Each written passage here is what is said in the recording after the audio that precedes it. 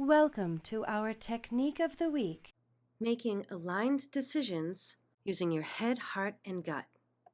With Nicole Majik's Techniques for Conscious Living, where you can discover the secrets and tips on how to live consciously so you can be the composer and conductor of your life. Welcome, everyone. I'm here to assist you in developing unwavering confidence, making aligned decisions, and creating a life that you love living. Together, we'll work on strategies to shift from self-doubt into a place of confidence and empower you to make the choices that align with your values and bring you great joy. Let's begin on this journey towards fulfilling your aspirations. First, achieving alignment between your head, your heart, and your gut is crucial in making decisions and living a fulfilled life. It involves the integration of logic, emotions, and intuition to ensure that your choices are in harmony with your true desires and values. By understanding the wisdom of your head, the compassion of your heart, and the intuition of your gut, we can explore techniques and practices to align these aspects of yourself, create the powerful foundation for decision-making, and living a life that resonates with your authentic self. So, together we'll walk towards achieving head, heart, and gut alignment to guide you towards a more fulfilling and purposeful life. Today, I'm going to walk you through a powerful technique that you will ask yourself, how were you living your life before knowing all of this? And you will also be grateful for the day that you saw this video and started implementing this technique. So let's just get on into it now and make yourself nice and comfortable. You may want to take a breath or two to get present. And the first thing that we will want to do is to establish the connection with the sensation of what is a yes and what is a no within the body. So I'm going to walk you through an exercise to feel the difference. Begin by putting your attention on your head. Feel what it feels like in your head and state, "My name is," and say your name out loud. And then feel how that feels. It has a certain feeling to it. Now go to your heart and say, "My name is," and say your name out loud again. And feel how that feels. It has a certain feeling. And now go to your gut and say, "My name is," and say your name out loud. Feel how that feels, because that too has a certain feeling. And now go back up to your head and say, "My name is Snoopy Doodle," or some other name that isn't yours, and feel into that. It is a very different sensation from the first round of sensations. Go to your heart and say the same thing. "My name is Snoopy Doodle," and feel that out. And then finally, go to your gut and do the same, feeling into that, noticing what it feels and how it feels differently from the yes set. Now you know what a yes feels like and also what a no feels like as far as the sensation in your body in those three places. Now, what do each of these mean? Let's discuss this in a deeper dive. When you ask a question and your head says yes, your heart says yes, and your gut says yes, well then, you have a yes through and through. The same thing with a triple no. The answer is undoubtedly no. Now, our bodies can still try to trick us and lie to us in certain ways, so we have to be able to understand what that actually means and how to navigate around that. Sometimes our bodies and minds can send us conflicting signals, which can make decision-making challenging. It's important to understand what each of these signals means and how to interpret them accurately. When your head says no, but your heart and gut say yes, it's essential to take a step back and examine the root of the no in your head. Is it a limiting belief, a fear, or past experience? By addressing these underlying issues, you can gain clarity on why your head is sending you a conflicting signal. Additionally, it's important to tune into your heart and your gut and trust the intuitive wisdom that they offer.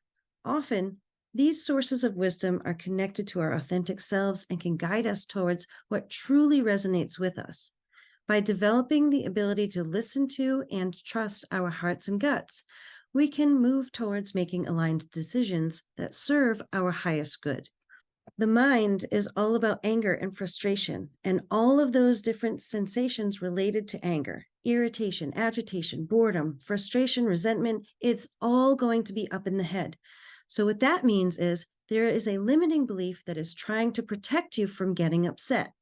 So, it's the limiting belief that's saying no, even though the aligned answer would be a yes. The question that you need to ask yourself is what needs to be changed? What is calling for a change, either in the situation or in your life? Because that's what's preventing you from moving forward, based on a limiting belief that wants to protect you and will not allow you to move forward if you continue to believe it.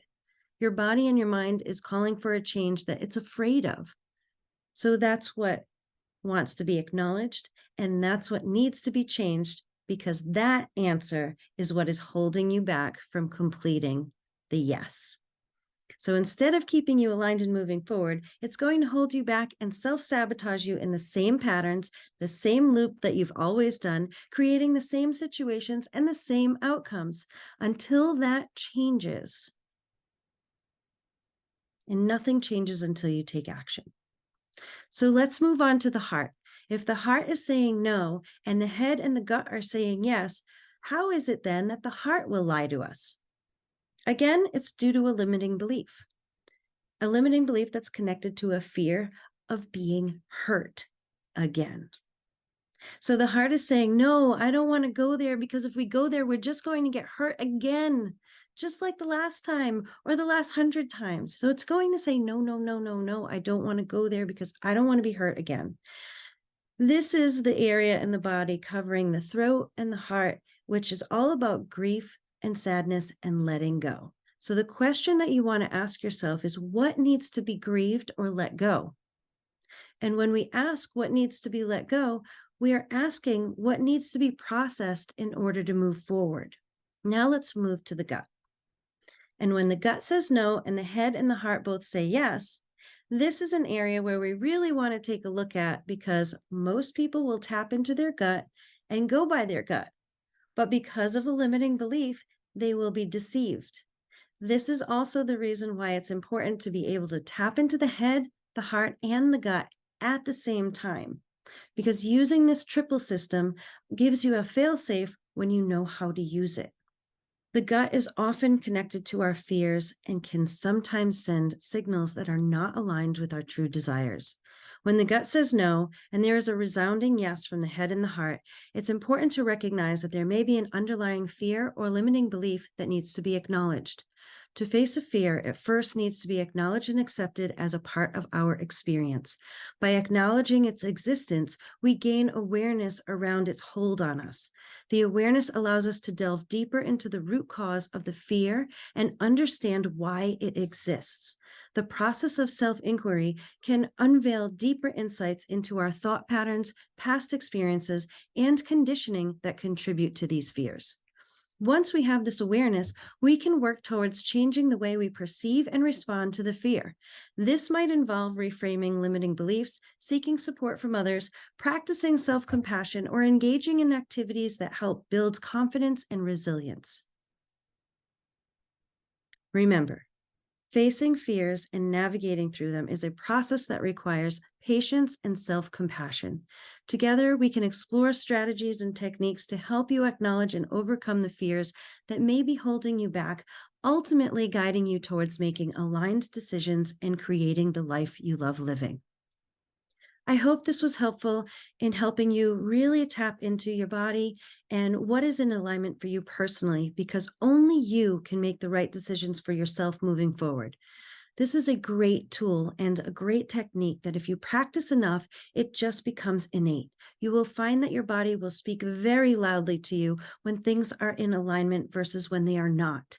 And I encourage everybody to use this technique and really understand what some of the beliefs are that hold you back. With this tool, you can overcome the obstacles that you subconsciously create, keeping you from making the most aligned decisions for your success. Use this technique for any question that you have, including working with me. This is why I give this technique out, because when you are ready, you're ready. And when you're not, you're not. And I only want to help people that it's aligned for. And I want to also help people make the best and most aligned decisions for themselves.